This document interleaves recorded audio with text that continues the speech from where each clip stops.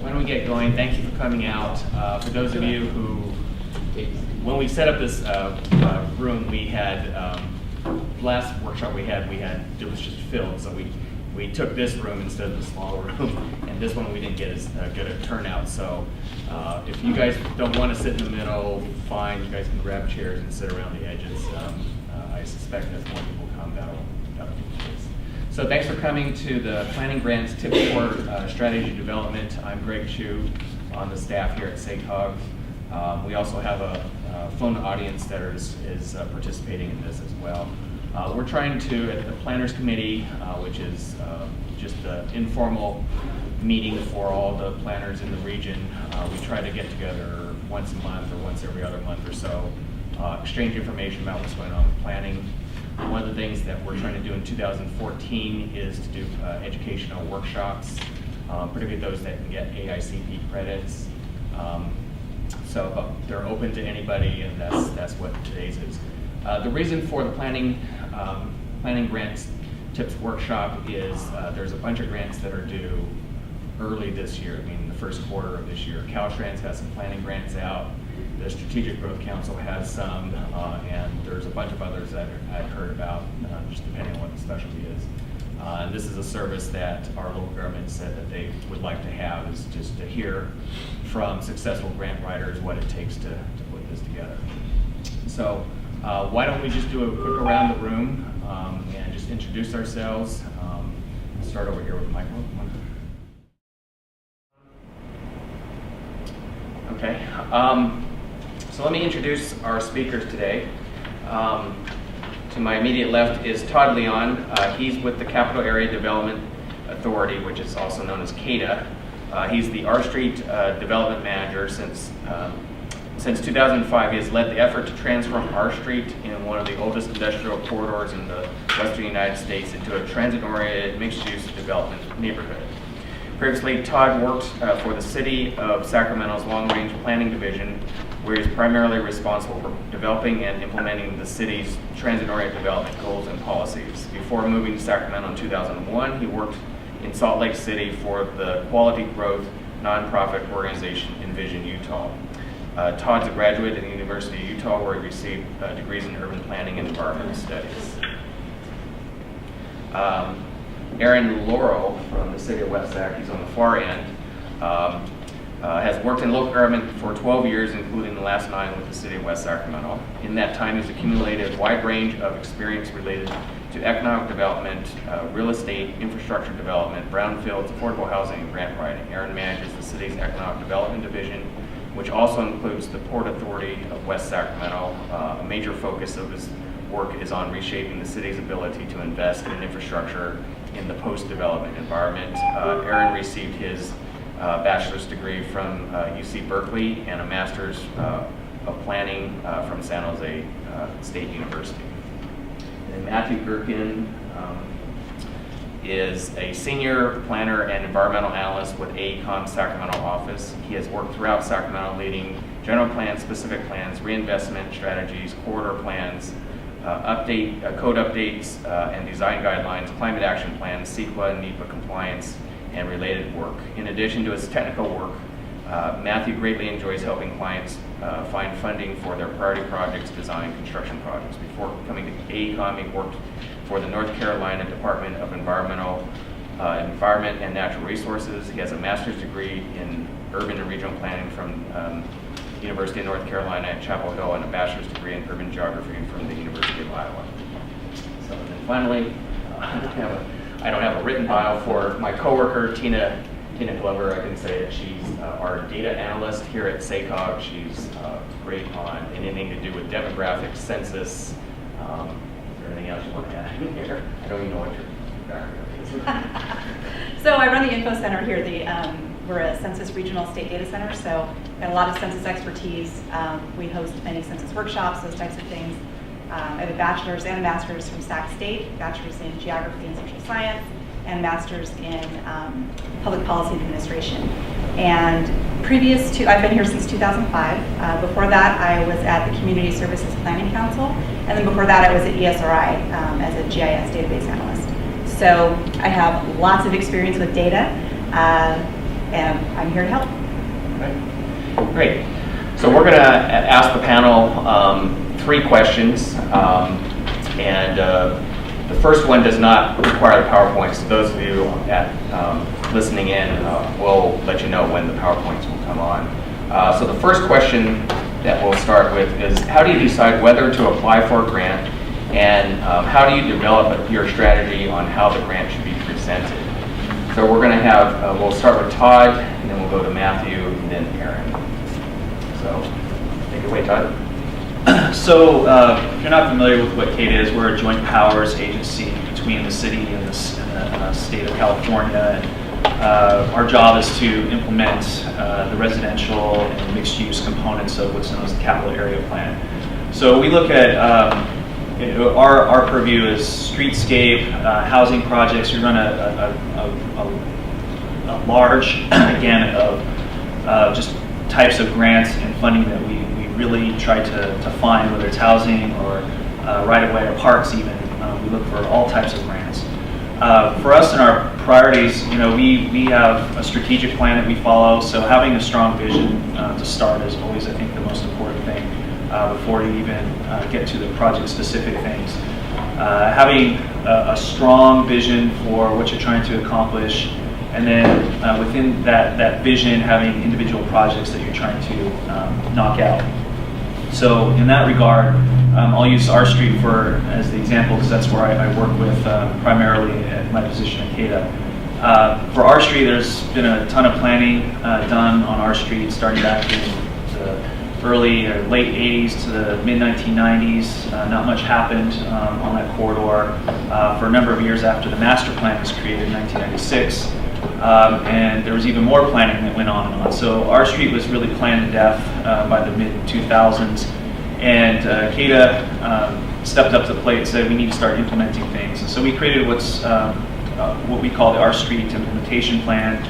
And we looked at the totality of improvements that we needed in that area and decided that a one-shot kind of holistic streetscape and implementation approach wasn't going to do it. So we basically divided into little pieces. For the streetscape, it's an 8-block streetscape plan that we created, and looking at the price tag on that concept plan, it was way too big to take out with one grant or to go after, for instance, an infrastructure loan from the infrastructure bank or something. So what we did, we took it in phases, and I think that's been one of the best decisions we've made, is to take it into 1 to 3 block chunks and really kind of move the ball down the field, getting a little first down at a time, not going for the long touchdown try. So at SACOG, we've been successful at getting now 3 grants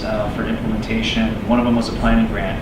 But for the most part, when it comes to the design side of what we do, we try to fund that in-house and then go for the larger amounts of money at SACOG, for instance, through the grant process.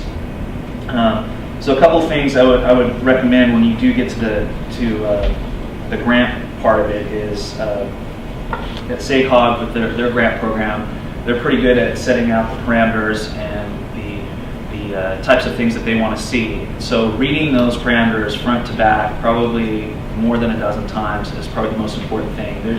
Most grant programs are going to set out exactly how they want you to submit grant projects and what they're looking for. So you have to have a project that fits their parameters, and if you feel like it's not, then you need to really tell a story about why it should be funded if it's not meeting everything. So, for us, it's about timing. So when we look at SACOGs, they're on an every 2-year cycle. A lot of grant programs like Caltrans are on 2-year grant cycles. Is having a project in mind for those 2-year grant cycles. So that's how we really prioritize and look at our planning process. So right now we're in the middle of a design. Our last phase of streetscape, we started that in mind, going for SACOG money on a certain grant cycle. So our whole timeline is set up to be completed and shovel ready on the design and ready to submit a grant when that funding cycle is ready. So knowing the objectives, fitting your project to it, timing it if you have a particular grant that you're going for is important, and then making sure that that you've set aside enough money to not only, key for us, not only setting the grant match that's required, but more than that. Because I think a lot of these grants don't want to just see the minimum match. They want to see a little bit more. They want to see that you're going to put more skin in the game, that this is a real priority for your particular organization moving forward. So we always pad our match quite a bit. With transportation projects especially, because there's always costs that are not, that you cannot get funded through specific federal funds or state funds. So I think I've spoken about that. I'll do something for the rest of these guys. So. All right, this is Matthew speaking now. I have to say that in terms of grant writing, necessity was really the mother of invention in my experience, as resources became more at a premium for my clients. I developed a lot of expertise and experience with grant writing. There wasn't a lot of funding for discretionary planning and other similar projects. I feel very fortunate to be involved in actually finding money on behalf of my clients for their priority planning, design, infrastructure projects. Has been one of the most rewarding parts of my career so far. But I do have experience with maybe what you could characterize as a fairly narrow set of programs that have to do with urban planning, urban design, public outreach for urban planning, reinvestment projects, redevelopment projects, low impact development, stormwater plans. That there are others in my organization that have experience with historic preservation, emergency response and recovery, public safety grants. There's a lot of money out there for those types of programs as well. I don't know anything about that. But I do know about planning grants, and we'll make kind of three main themes in response to this first question. First, in my opinion, it's very important with planning grants to bring a multidisciplinary view, both to generating grant concepts and also recognizing successful grant concepts relative to the application program. And ideally, this multidisciplinary view is within one person who has a varied background, or within a small group under the same leadership. The important multi-disciplines, in my opinion, would include policy planners, urban design experts, normally somebody with a land economics background, and then sometimes civil engineering, depending on the application that's proposed for funding. And this is important in part because I've noticed a trend that would suggest the successful application is informed by a pretty deep technical understanding of the work that is proposed for funding. So I think more and more it doesn't work as well to have people that are unfamiliar with what it takes to actually execute that work that you're talking about in your application, trying to write the application. Also, the multidisciplinary view I think is important because I've noticed another trend, which is more of a focus on indicators, quantifying the results, the benefits of the activities that you're proposing for funding, and it's a little difficult to quantify those benefits of your grant, or to provide those indicators if you don't have some technical understanding of the planning or design work that you're proposing for funding. And then another important reason to have the multidisciplinary view is there's more of a focus on co-benefits. So there might be a primary objective for the grant program that you have before you, but then everybody else involved in that program might enjoy piling on with lots of other co-benefits that are somehow related, and that's actually a magical and wonderful thing, I think. But it does suggest that multidisciplinary person or small team has a better shot in generating those co-benefit ideas and describing those in the application. And then finally, the practical consideration involving experts in the work in the grant application itself. You'll have more accurate budgets of the work that's proposed for funding. You'd be surprised how often people are surprised that what it takes to actually accomplish that work once the grant is funded is different from the funding that's requested in the application. And the second theme that I'd like to emphasize is understand in advance whether you've got the peanut butter program or you've got the high impact program. And what I mean by that is certain grant programs are, by their nature, political or otherwise, designed to spread it around, like peanut butter, and distribute the funding geographically, make sure everybody gets a small piece.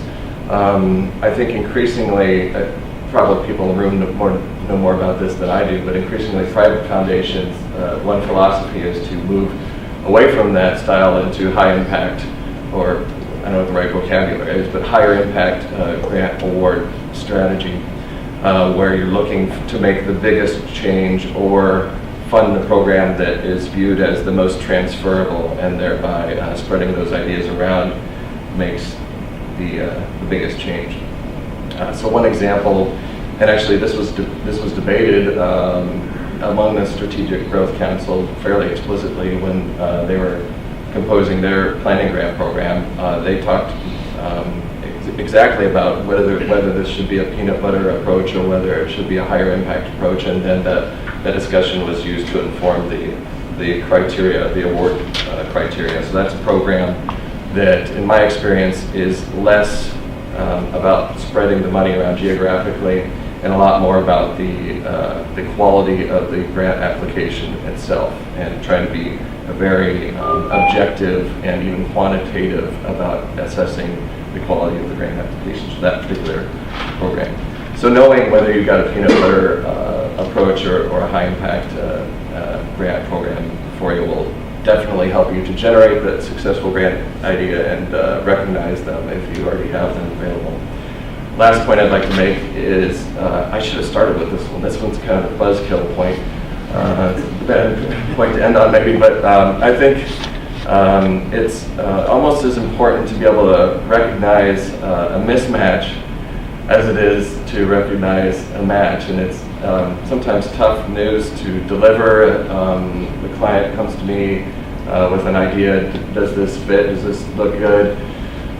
And I'll have to say, well, I don't think it does. Sometimes I'll have to say that, but I guess the upside is try to view that as conserving resources and time for the more attractive ideas, the grant application ideas that are more likely to be successful. So that's the positive spin I try to put on that, but do be able to recognize a mismatch in advance and focus on those ideas that do have a better shot from the beginning.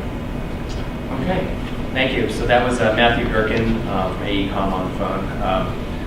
And now we'll turn over to Aaron Laurel. And again, for those of you on the phone, question that they're having the panel answer is, how do you decide whether or not to apply for a grant, and how you develop your strategy on the grant, whether or not, how it should be presented?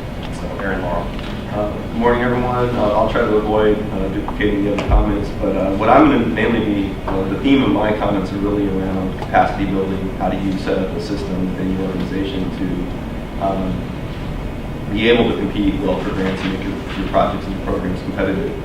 So West Sacramento, it's a small city, but early on, as Matthew said, necessity was really the reason we got into the grant business pretty heavy.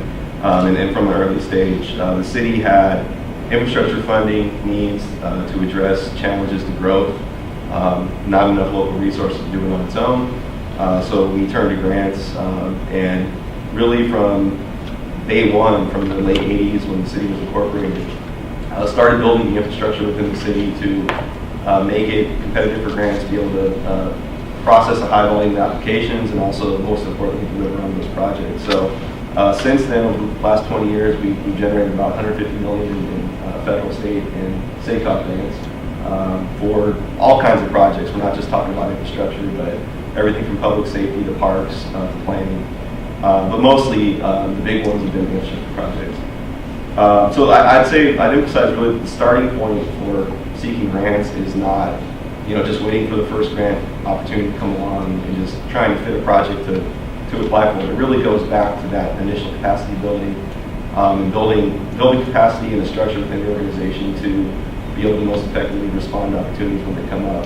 So I'm going to go through really quickly what I kind of wrote this down the other night, 8 steps that I can identify for building that program and making yourself competitive. First is really basic, just figuring out who in your organization is going to be involved. That can be anyone from a single grant coordinator to a team approach that you've heard from the other speakers, that it can be really effective to bring in people from different disciplines, different areas, different departments that can know their projects, know their priorities, and be able to help identify grant funding opportunities when they come up. But that's really important. It's hard to dedicate resources, especially right now, but if you don't have someone who's on top of it, someone doing research and also knowing what your organization's priorities are, you're not going to get very far with grants. So secondly, it's really making an inventory of what those priorities are, and setting up a process to periodically get your leadership's approval on that. It's great if the staff thinks one project is most important, but in my case, if we have a city council that has a completely different idea, well, you're in trouble. And that makes it much harder to, kind of Matthew's last point, to be able to explain why a project doesn't necessarily match the competitive ratings. So again, really important to have a process for both identifying the priorities, keeping them fresh, and keeping their leadership aware of what those are and make sure they agree with you. Third is probably the most important of the steps, is readying those projects for grant readiness. And that can mean a lot of different things, whether it's an infrastructure project or a program, but really setting it up to be most competitive, shovel ready for infrastructure projects as much as you can. For programs, making sure your matching funds are in place, your partners are ready to go when the grant comes up. So everything so that when the grant the NOFA is released, you're not scrambling to try to throw things together to make your project look ready, because they'll be able to tell if it's not, more than likely. Step 4, I'd say, is using research tools. There's a bunch of free programs out there online where you can get notified about federal and state grants. There's also pay services that are pretty useful. Efficientgov.com is one that we use. It's called Grant Finder. It's pretty good for federal grants, especially state grants also. And then also just signing up for email lists from different organizations like SACOG. But you don't want to miss anything. That's the point on that one. And I'd say at that point, then you're really ready to launch into doing applications. Otherwise, you kind of miss some steps.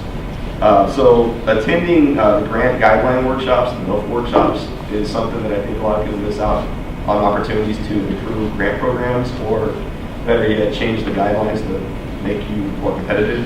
It works. We've done it, but you really need to attend those early stage workshops to have an effect. And then also meet the people who work for the grant program, familiarize them with your projects. So when you apply, it's not the first time they see your organization or see your project. And then when opportunities arise, this is step 6, and this has already been said, just really get into the guidelines and the scoring. Read it front and back, really familiarize yourself with it. So it's not just a one-time thing. Next time that grant program comes around, you know exactly what they're looking for, and you know which project is a good match. If you decide to apply, what we always do is we put a team together, so it's not just, it doesn't fall on one person. You're going to need stuff from other people, so it just makes sense to bring a group together. And the point I emphasize on that is get the items you need from other people first. Like if you need a support letter from, especially electeds, make sure you do that first. You don't want to be waiting on the day the grant's due for a letter to show up and maybe missing out on some points because of that. And then clarify who's going to be responsible if you actually get the grant. And that can be a good problem to have, but it can also ding you if you don't deliver on the project. And I would attribute our success probably to that point the most, that we've delivered on pretty much all of our grant funded programs and built a track record that makes people remember that, West Sac, when they get a grant, they execute. The opposite can be really detrimental to your future efforts in getting other grants. And if you decide not to apply, that's fine, but I think the 2 points there is identify what would be needed to make your project or program competitive for the next time it comes around. And then also, not have the excuse of not having anyone write the application is a very bad excuse. If you have a competitive project and you can't apply just because you don't have capacity in-house to do it, that's probably not going to be a good answer for your electeds or your boards. It really needs to be figured out. It's really a structural organizational problem at that point that needs to be addressed. Step 7 is basically packaging a competitive application. You've got a lot of good pointers already on that. We'll go over graphics later. And then 8 is also almost as important as the other ones. Is whether you win or lose, make sure you follow up. Especially if you lose on the grant application, you want to know why you did. So most grant agencies will do debriefs. They'll tell you specifically what went wrong with your application, so next time it comes around, you can fix that. And they'll also know you and know your project that way. So just kind of by keeping the effort going, it might take you 3 rounds to get a project funded, but inevitably it works. And then if you win, you want to share your success with the grant agency. Like with SACOG, we invite them to groundbreaking with ribbon cuttings, send them Christmas cards, but don't do that. But either way, you want to share in the success. They have people they're accountable for, their electeds or their board. They want to keep their programs going. So if you're successful, it makes them look good, and they'll appreciate it as well. So that's all I have on that question. We have time for just a question or two from the audience. Anybody on the phone have a question? Okay, let's move on to the second question, which is how do you package your grant proposal? Provide examples of graphics and text that you find useful in conveying your proposal's message. The reason that these 3 panelists are here is I run the community design grant program here at SACOG. We've given out well over $100 million in the last 5 years to planning grants and projects. And these are 3 of the most successful writers in the region. They've received multiple awards from SACOG, and I facilitate the selection committee for this. And time and time again, we see both the same reasons why grants get funded based purely on what's in that package, and we also see the same reasons why projects don't get funded time and time again. So the reason these 3 are here is they've always been successful in the program. So they're going to share some examples that are on the PowerPoints that we're about to show. And again, for those of you that are on the phone, if you came in late to this, you can find the PowerPoints. Go to SACOG.org, that's SACOG, SACOG.org, and then go to Calendars Agenda. There's a tab called Calendars Agenda, and then click on today's date, and you'll see the 4 PowerPoints listed in the order of the presentation. So we'll start with Matthew Gerken from AECOM, and I will put on his, and you have this. Yeah. Okay, so what I'm going to show you are some examples, a couple examples, one from our latest SACOG community design grant application, another from a HUD grant that we got. Now let's start with saying there's 3 tools that I found to be most important in creating decent graphics. And with a little tinkering and some practice, almost anyone can use them together effectively. Those are Google Earth, PowerPoint, and Adobe Acrobat. Everything I'm about to show you was actually prepared in PowerPoint. So by no means am I a graphics person. I have no formal graphics training. And frankly, I don't even think my graphics are that visually attractive. But the one strength they do have, and I think it's a proven strength, is that they convey a message to the reviewer in a simple way, and in a way that clearly ties our project directly to points in the rating system. I think that's the biggest advantage of good graphics is they make that connection to the narrative, to the point scoring system. So the biggest mistakes I see in graphics that are created for applications is it seems like they're included just for the sake of including graphics. Maybe they respond to some requirement in the application, but there isn't really that extra step of connecting it to the narrative, to rating factors in the guidelines. So this is for a project called Village Parkway. If you're familiar with our riverfront area, it's basically a roadway that connects to a new bridge that we're building right now that connects to our full riverfront. So this, it looks like a location map, and that's what it is. That's what the requirement is. But it's strategically placed, at least from our perspective, that it shows the rest of the riverfront and how the roadway actually connects up through the bridge district and to the Tower Bridge. We could have just zoomed in on it or done a more wide regional map, but you want to show little subtle things that at least get the reviewer to notice. So the rest of these maps are really just telling the story about the project. We use a lot of text boxes and pictures, so it's not just a map. It's more of a graphic. It's showing. This one is just showing what was there in the first place, how we got to where we are today. A little bit of text about the area and where it's been. This next map is one that shows the development opportunities in that area. And so we use a lot of color coordination just to keep the reader,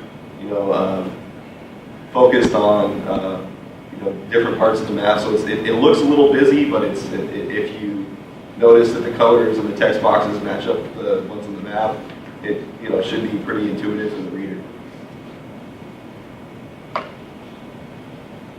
This one is a transportation map. And and every one of these, I should have said before, every one of these responds directly to some rating factor in the guidelines. In this case, it was how does the project connect with the blueprint principles? And so all these maps are hitting on one of the principles or sometimes multiple ones. This shows some of the development concepts in the area that would result from the project. And also another thing I was going to point out is to be consistent if you're doing a series of maps like this, don't change the format a bunch of times and have a different look and feel to each graphic. That can be a problem if you have someone or different people preparing the graphics. You don't want to have a kind of a inconsistent theme. It's bad for the reviewer. So I would say that's fine to get the graphics from someone else to get the information, but take the extra step and time to produce a consistent format. And then this one is a map that shows where the blueprint-friendly projects or blueprint-friendly investments have occurred in the area of our project. So this is something that has been successful for us on SACOG grants, really pointing out information about projects around the area of our project. So it's not just a standalone thing. You can see where we're leveraging investment and how everything's connected. More and more I've noticed the theme in grant applications is they want documentation to show that your program, your project is actually in some, like in our case, our general plan or our specific plans. In other places it might be, how is this program related to your organization's strategic plan? So they want pages from plans in these applications, and that's great. It's fine to just include the page, but what we do is we make it a little obvious that here's the citation I want you to look at, and I go ahead and add these text boxes to show here's what we want you to take from this. You don't want the reader to draw their own conclusion, maybe the wrong conclusion of why what you're including is important. So try to help them out a little bit and make it clear as to why you're including what you are. So all this is done in Adobe Acrobat. There's a highlight function in text box. All the other maps I showed you were done in PowerPoint. It may seem complicated, but you just need to practice with it and use the shape tool.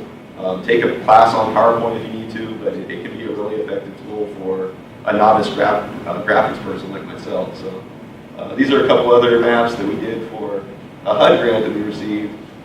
This one, or these maps really incorporate pictures and captions to connect to what's going on in the map.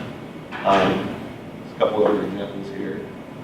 This one's really busy, obviously, but it in terms of the rating factor it was responding to, it was really trying to show where the infill opportunities are and what's occurred in the area.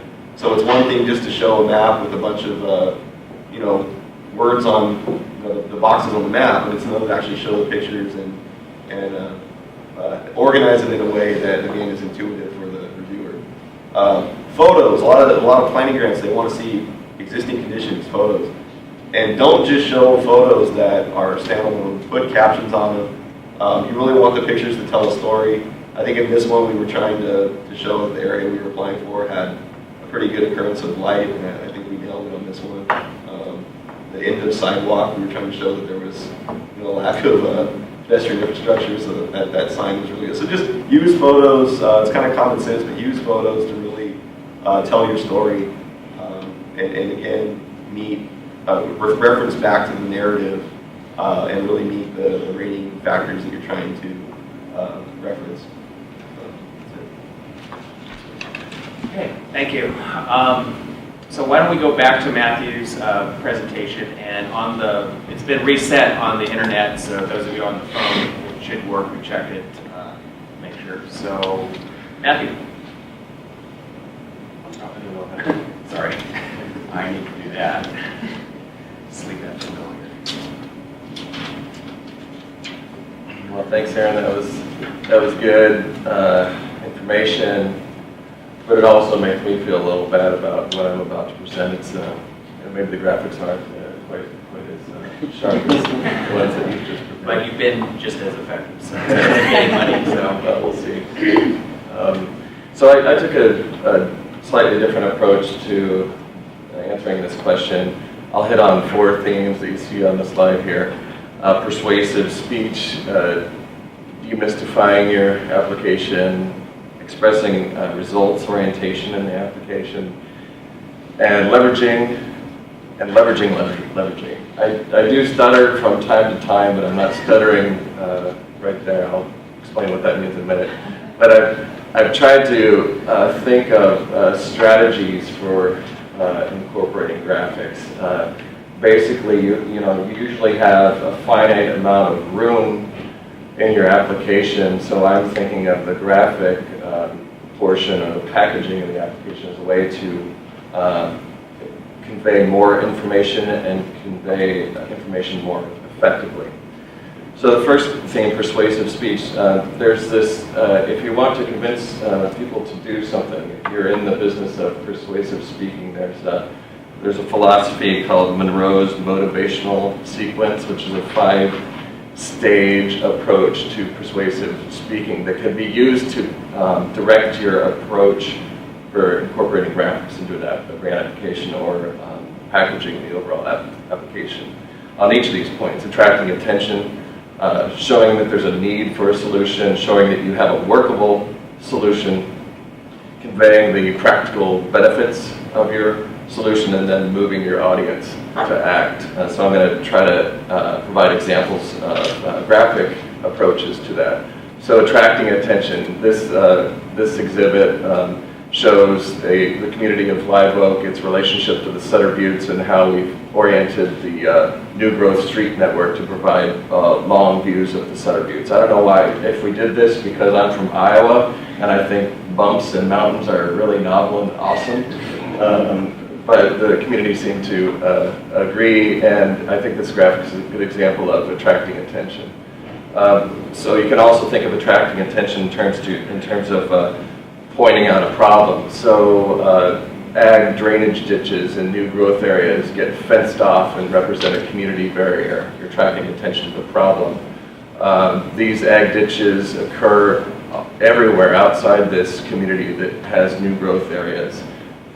So what do? Well, they're in good locations to use strategically. If they're restored, they can convey stormwater. These old ag ditches can convey stormwater in the context of urban growth. If you connect them to where your higher density housing and destinations are, then they can also have bike ped trails alongside these canals. And if you connect them to spots where you might plan for parks, they can convey stormwater to areas for detention. So we're suggesting a solution here.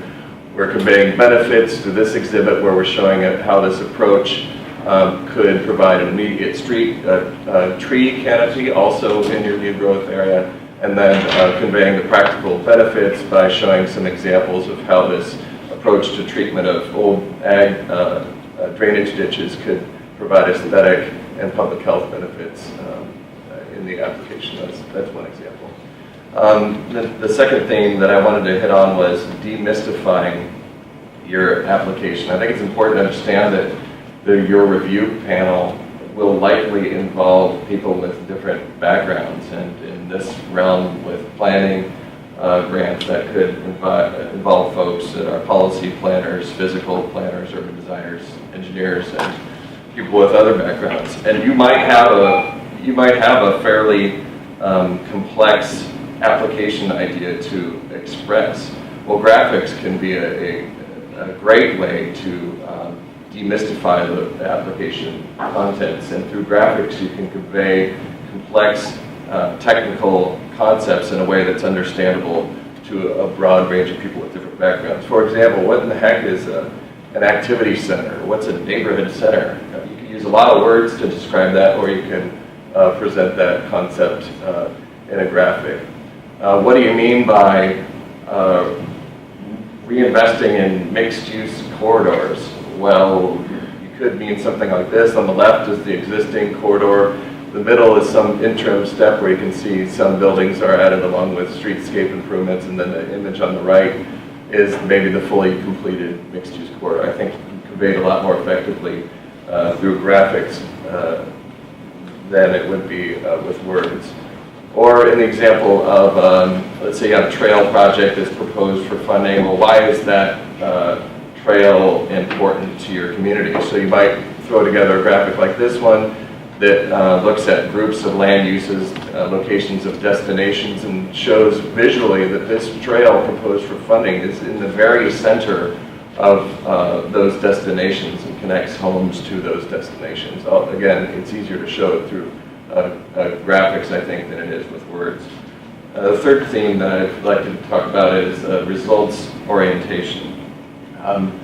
So I'm aware of, and I've noticed that planning grant programs seem to be focused on results, changes on the ground, deliverables, things that are transferable, as opposed sometimes to funding and process, a series of meetings or something else that is not as connected to deliverables or results on the ground. Well, the use of graphics can underscore that your application is focused on producing results on the ground. You're showing maybe some of the outcomes in the built environment of the activities that you're proposing for funding. So this example shows what the built environment could look like in the future. This example shows how existing developed residential areas could be retrofitted with low-impact development features, as you can see.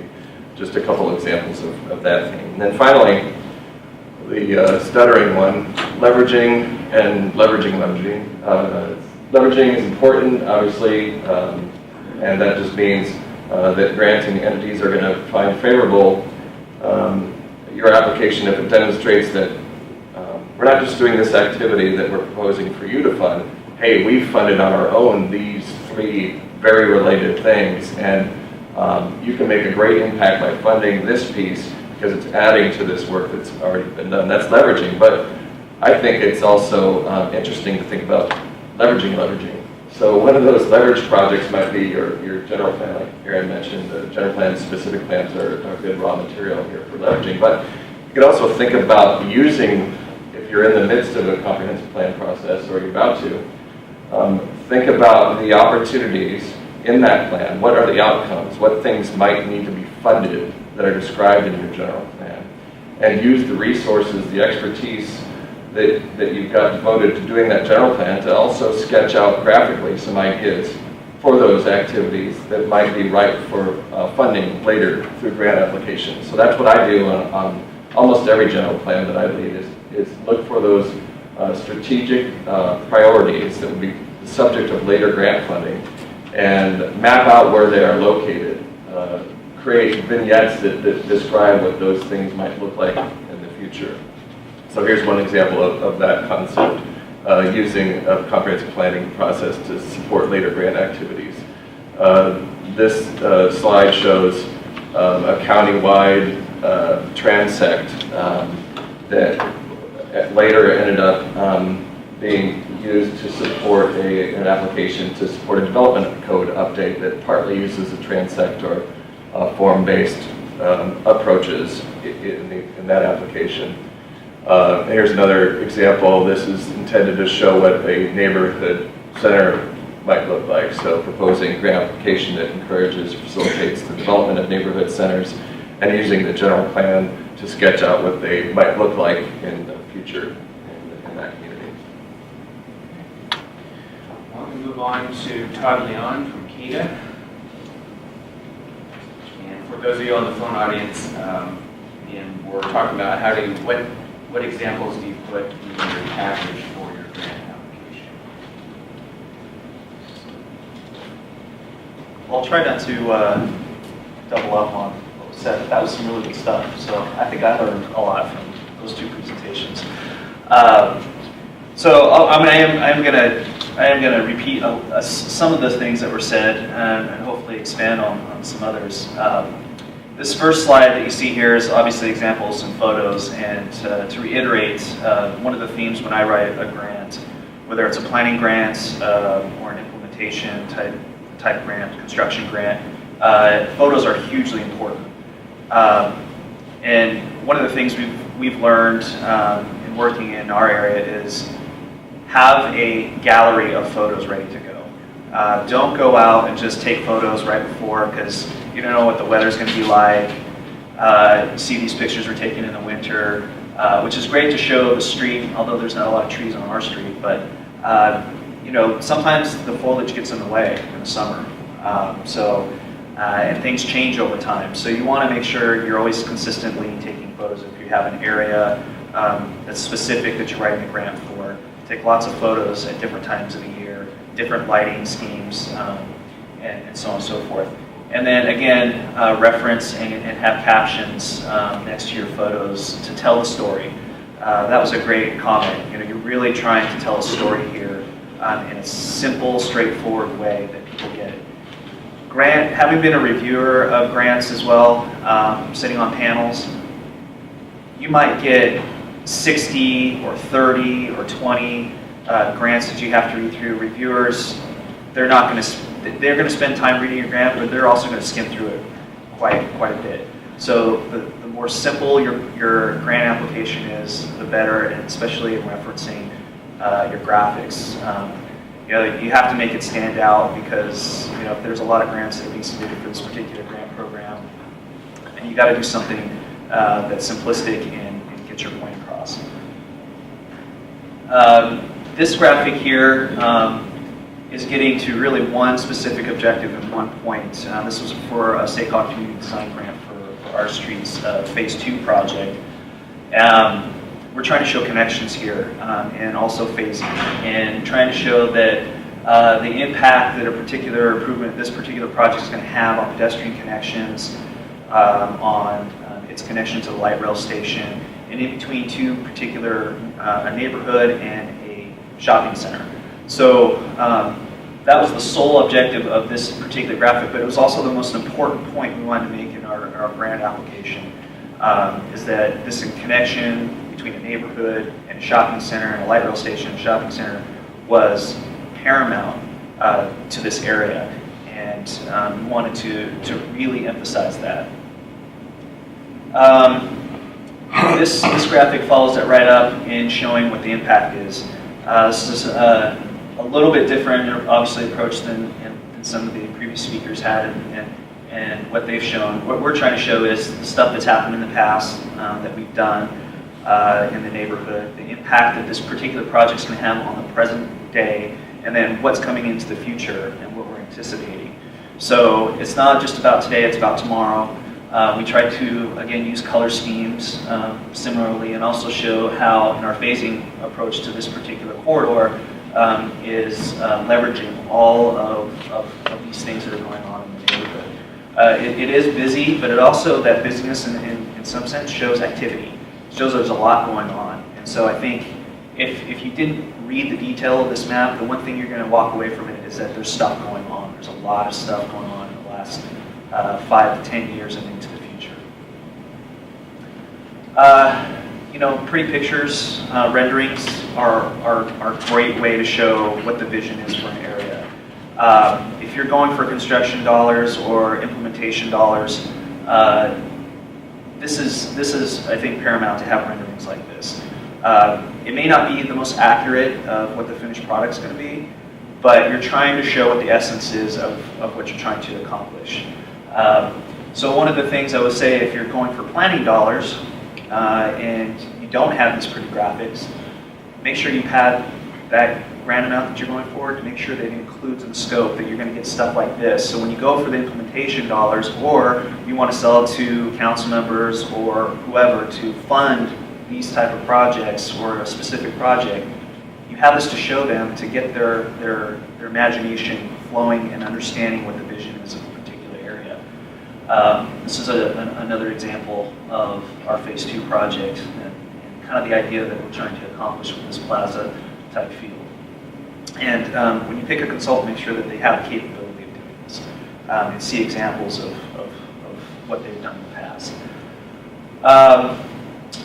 This is another example we did for the Strategic Growth Council. It's a concept plan that we created for the 16th Street area. Referencing within the text of your grant application is one thing we've learned over the past is very important. When you're trying to reference exactly the point you're trying to get across in your application, reference it back to these graphics and maps, show what the improvements are going to be. This is the entirety of the improvements we wanted to create. We ended up breaking this up into different pieces, though, as we move forward with this particular project. Just another example of a graphic we've used showing a section of the 16th Street streetscape. This upper left photo is an existing conditions photo showing what exists to the right in the section, and then the bottom portion, bottom left, is showing what we were hopefully going to accomplish on the street, and then a graphic that shows what in the future the section will look like. So having that compare and contrast, concept to concept, photo to photo, even if it's not of your particular area, but shows an example of somebody else accomplishing the same thing, also gives people an idea, whether it's a council member or grant reader, an idea of the vision that you're trying to portray and trying to accomplish. So that's all I have for my section. So next slides. Thank you. And again, we've got time for maybe a question or two. Anybody from the live audience? Anybody from the phone audience have a question? Okay, why don't we move on to our next question. We're gonna have Tina talk about getting data. There was talk earlier about just what you need in your grant application, and Tina is going to help you find out about your population and where to find that information. So, Tina, and slides up.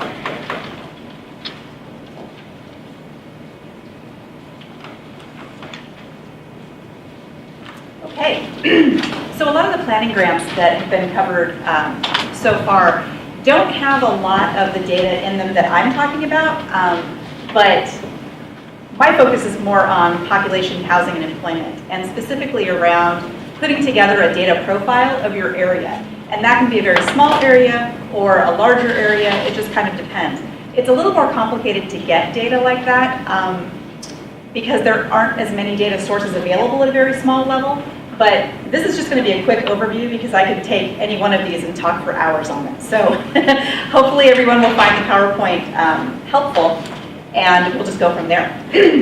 So I'm going to talk about a couple of different data sources that I use primarily, and then talk about a small profile example, a data profile that we helped the Fulton El Camino Recreation and Park District come together. They were updating their master plan, and they also wanted to have a profile of the district for future grant writing opportunities.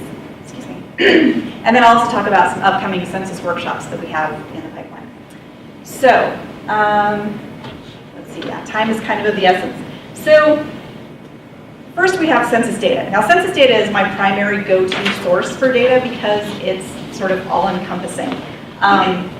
The decennial census, the 2010 census, is going to be your basic data source just for your very small areas. I don't know how many of you are familiar with census geography, but blocks, which are basically bounded by streets for the most part, are your smallest level of geography available.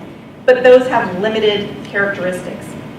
Basically, it's just total population by age, race, ethnicity, household type and size, and then tenure, whether they rent or own. So that kind of information can be helpful. You can cobble together those blocks to come up with a basic profile of, say, a really small area, and then go out from there. The American Community Survey is a replacement of the long form of the 2000 census. There's a lot of different backgrounds to that data set, and it doesn't give you that small level of analysis as the 2010 census does. Census tracts are really the smallest level of geography that can somewhat reliably be made for ACS. The thing to keep in mind is that at the census tract level, the sample is pulled from about 7% of all housing units in an area. So as opposed to the 100% sample that you get with the census. At the same time, the characteristics you get from the ACS are many. So you can get income and poverty and housing characteristics, employment characteristics, languages, lots of other things. The other thing to keep in mind is that this ACS data is based on rolling averages. So at the census tract level, this data is only available for a 5-year period of time.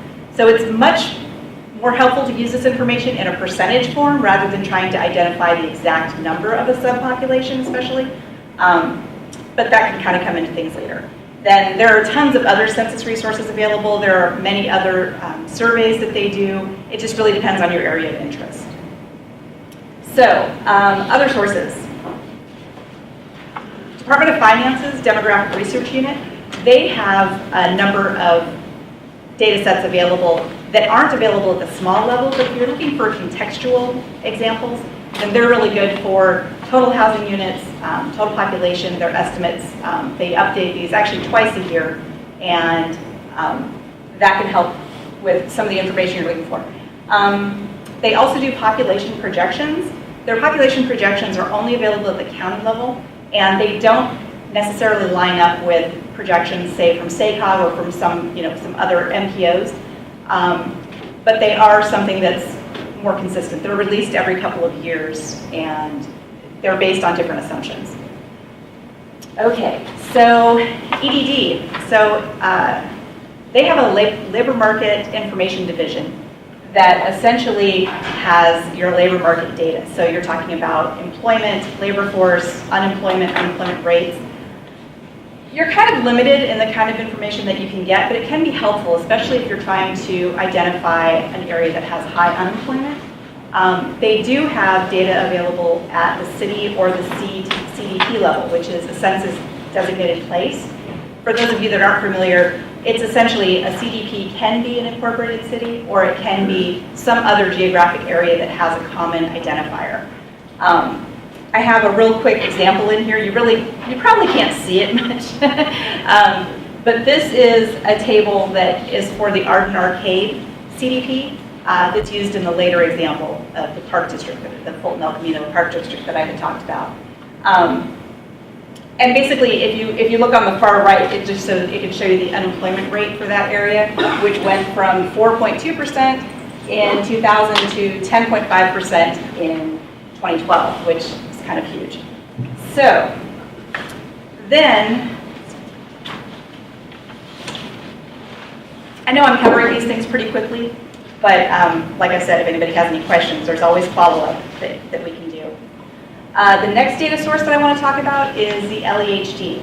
It is a census data product, but it incorporates a bunch of different types of administrative data into this data set. Okay.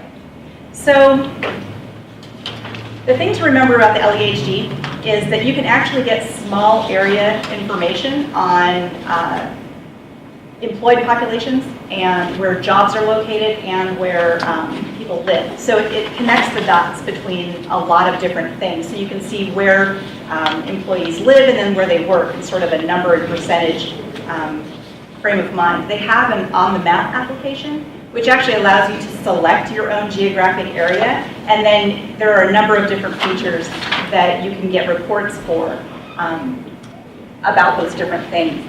So the only thing you have to keep in mind, though, is that just like all employment data, nothing is perfect. There's no perfect employment data set that exists that we know of. They always have sort of caveats with them. And the LEHD data, while this program's been in place since I think about 2005, and all states participate, so this is a national system, all states participate, but there have been advances sort of at different times along that time period between 2005 and even now, with getting better coverage of employment and jobs and breaking things out so you can get additional characteristics of employees and of their jobs. So it's a really fun thing to play with. We have in the past offered census workshops on how to use LEHD.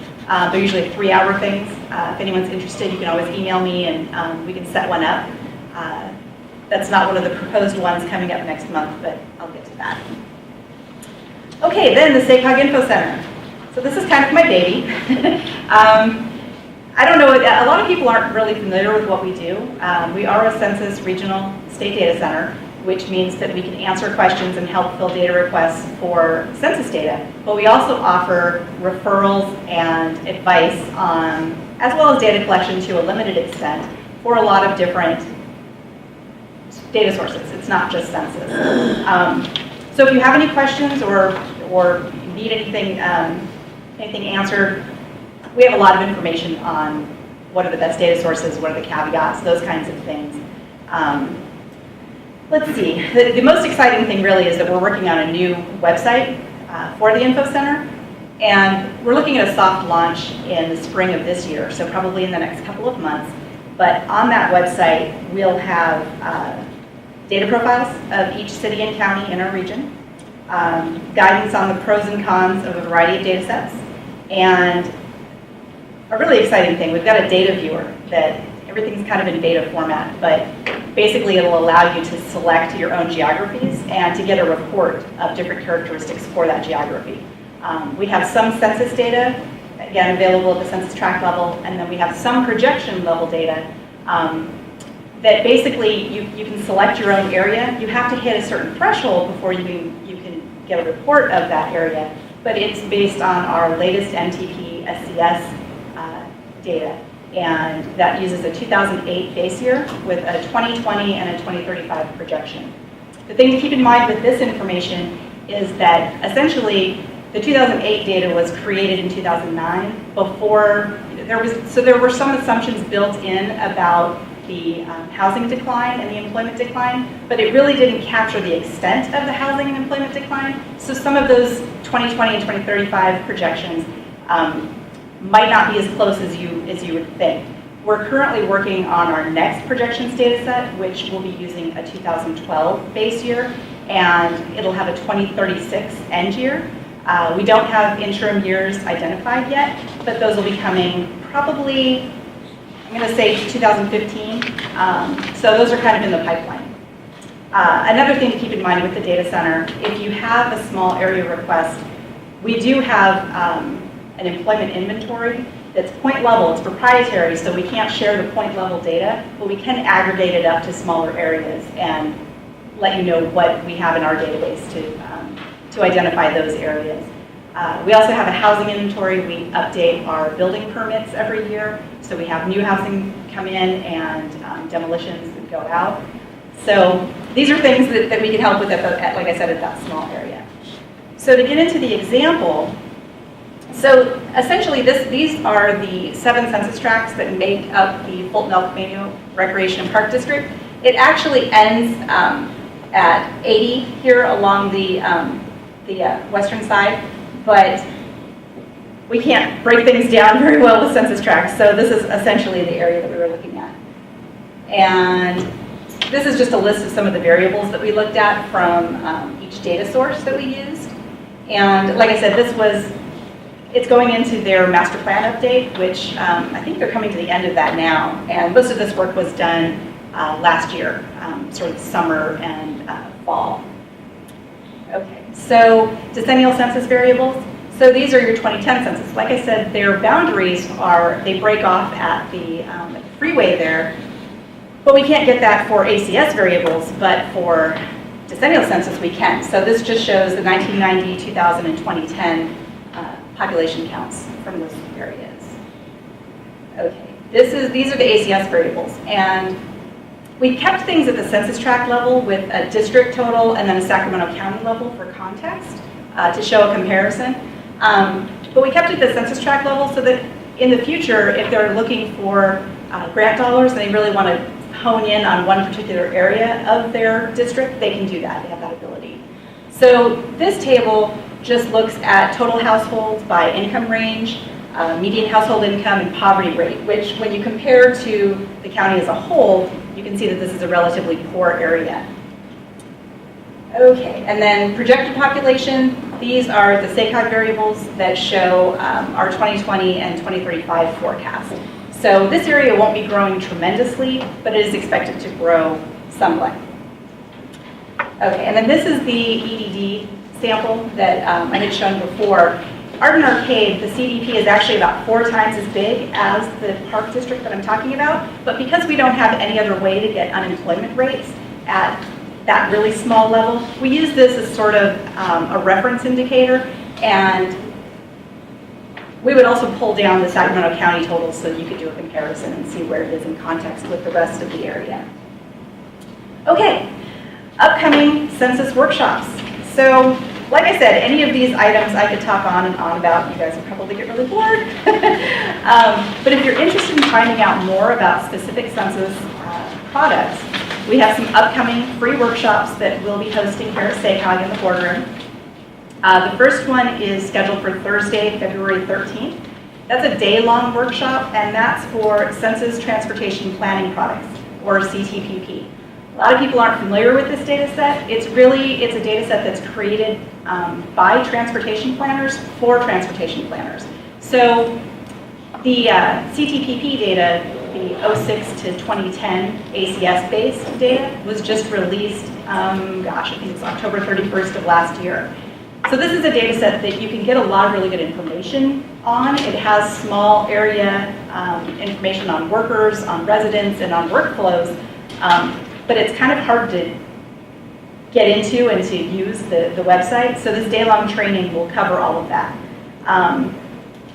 Let's see. So for that one, you'd have to email me directly for more information and to get your own place. Then we've got 2 census data for grant writers workshops coming up. They're duplicate sessions, so they'll both be identical. Offered Wednesday, February 26th. From 9 a.m. to noon, and then the next day, Thursday, February 27th, from 9 a.m. to noon. This workshop will be geared towards the novice census user. I know we have a number of nonprofits that plan on sending people to this. So if you already have some experience with census data, this might not be the workshop for you, but it also could answer some questions or help fill in the gaps if you need to. Then Wednesday, February 26th in the afternoon from 1 to 4, we're going to have an intermediate census users workshop. And we're still working on the agenda and the tasks that we'll cover for that workshop. Always open for suggestions and questions. So let's see. Most of these workshops will be hands-on. We will have some laptops available for people to use, but we are encouraging everyone to bring your own laptop if you're able. And if you have any questions or if you have questions about registration, you can email me, and my email is here at the bottom, and then it's also on the contact page. I can answer any questions. I'm going to be sending out the workshop information on the Planners Committee listserv, so I believe probably most of you are on that or had gotten this information from that site. Okay, and I got through it really fast, so I'm sorry. I know it's a ton of information. I was trying to push it out at you, so once again, feel free to contact me if there's any questions or if I can help with anything. Great, thank you, Tina. Appreciate that. So we're going to go back to our 3 panelists, wrap up what what additional advice do you have to local governments on how they can be more successful with their grant applications? So we'll start with Aaron, Todd, and then Matt. All right. Well, first I want to just go quickly back to graphics because Todd brought up a great point on photos, having photo inventory. It's something that we actually do for that exact reason. We don't want to have to be scrambling to go out and take a bunch of pictures. Another pointer on that, though, I mentioned Google Earth. One of the most important tools for grant writers, I think, and a lot of other people involved in what we do. Not only for making your maps and getting the aerial photography, you may have like a GIS system that has an aerial that your city or county may have paid for a flyover. More than likely, Google Earth has a more recent one, and it's free. I use it all the time for that. More importantly, on photos, let's say you are kind of last minute and you don't have time to go out and take pictures. They have the street view, and it's kind of cheating, but it's really helpful. So the graphic I showed earlier, they had the collage of photos from that neighborhood. If I remember right, that was all assembled using Street View. I basically took pictures from my desk using Google Earth's print screen and copied into the graphic. So it's a nice shortcut and still, got the same effect. The other one I mentioned earlier was Adobe Acrobat. It's a really helpful program for assembling your grants, also putting PDFs together. Pretty much a practical point there, but it's a good tool to have if you don't already have it. It's worth the $300 or whatever it costs to get a license. So the last thing is I'm just going to use the rest of my time to emphasize what I said in the beginning, that successful grant programs really just don't happen overnight. They are essential to leveraging your local funds, which are really limited, but they really take an effort, comprehensive effort to put together and to make sustainable. So speaking from our perspective, without grants, West Sacramento would be a much different place. We wouldn't have the potential along our riverfront, and it was made possible by the infrastructure grants that we were able to get, much thanks to SACOG also. But that's really my main message, is that having an effective grant strategy and structure within your organization, it shouldn't be seen as a luxury item by your leadership. It's really an essential service, I would argue. And so I think the toughest part about running a city or running an organization is the allocation of resources when you have limited staff, limited money. It's kind of tough to go to your city manager, your council, and say, I think we should dedicate a single person in position to coordinating grants, or even more so, the division in the city. But that's what West Sac did. It may have seemed a little crazy at the time, but we actually had a division of the city that it had other tasks also, but its main purpose was to coordinate not only the procurement of grants, but also the management of grants, and just making sure we were always active in that effort. It's been downscaled over time. We reduced our workforce by almost a third during the recession. So it has become more of across the organization. We try to build capacity in each department to have grant writers and people who stay on top of their projects. So it's really a team approach now. But that kind of culture in our city has been consistent since almost incorporation. So I think we're still really good at all the forward planning stuff, and I really think that's the most important thing, is having a clear directive from your city leaders or your organization on what projects are most important, which ones you should be focusing on as you pursue grants, and then also preparing those projects to be competitive through all the ways we talked about earlier, and then targeting specific programs for those projects. So as opposed to you see a NOFA come out, and then you decide what you're going to go for, you know exactly what programs you're targeting for your project, you kind of reverse, so that you can prepare for that time. If it's a couple months from now, making sure you're like everything done, you're ready. And then lastly, as I mentioned earlier, I think probably the biggest thing is delivering on your grants. When you get one, make sure you're on time, on budget, to make yourselves and the granting agency both look good. It really helps in not only coming back with the same pot of money every year, but also being able to tell other sources that, here's your track record, and you're going to get results from the money you give us. So if you have all those pieces in place, I know this workshop is kind of about preparing applications. I think all that, though, is the most important thing, preparing applications. It's being ready having ready competitive projects. It's a heck of a lot easier to write a competitive application when you have all those pieces in place on your project. So I think that the application is just the final push to get you over the top. And so to get to that point where you can apply for grants and actually expect to win, it's essential making that early investment in time and resources to set up that right structure for your program. So those are my thoughts. I'll go to Todd. I'm going to reiterate some of this, but the first thing I'd say, and one of the most important things, is just having the vision down, knowing exactly what the priorities are. So whether you're a small organization, a large organization, or if you're like the city of Sacramento, a really large organization with many different departments who have different goals, have different priorities, is making sure that everybody's on the same page. I think that's the most important thing. For us at Cato, we're very small. In grant writing, we have project managers. There's only 2 of us really that do development stuff. We don't have a team to put stuff together. It's basically, if I have a project, I have to write the grant. Hopefully I get some assistance from the folks I need at the city and from my assistant to put these together. But you can do this as one person or a small entity. You just have to set aside the time. And I have to reemphasize that. You have to really prepare and set aside time. If you know a grant is going to come out, I know I spend probably for the SACOG grant at least 40 hours writing and reviewing and going over the grant over and over again. In regards to actually writing the grant, keep it simple as much as possible. Try not to have a lot of text on your individual pages if they give you the opportunity. They say, you have 6 pages to basically tell your story. Don't just write a bunch of words. Break it up with bullets, with graphics if they allow you to. But really keep it simple. Try not to ramble on and try to be concise as possible. Get to know your grant administrator, go to the workshops, but make a personal contact with that particular program. Every grant that I've been successful at, whether it's a planning grant or an implementation grant, I've met a person at a workshop, like Greg, and I've followed up with phone calls, probably multiple phone calls if allowed, to get to know that person so they know me, they know the project. They're probably going to be the person in the room to answer maybe a simple question, but a simple question that the panel has could make the difference between you getting money and not getting money. So those personal contacts, I think, are really important.